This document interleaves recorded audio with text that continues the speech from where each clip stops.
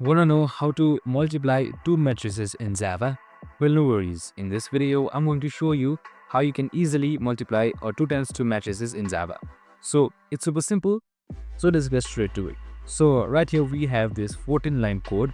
So even if this seems a little complex, it's pretty simple. So we have simply used 3 nested loops. So we have an array that is 1, 2, 3, 4, 5, 6, 7, 8. So this is for our 2 times 2 matrix. So I for rows of matrix A and J for columns of matrix B. So you can see INTI, this is for matrix A, and for matrix B it's INTJ. We multiply and accumulate the values into the result matrix.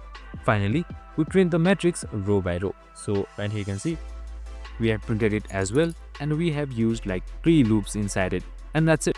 Super simple and easy. I hope this video helped. If it did, make sure to like, subscribe and tune in with us for more of these videos. See you in the next one.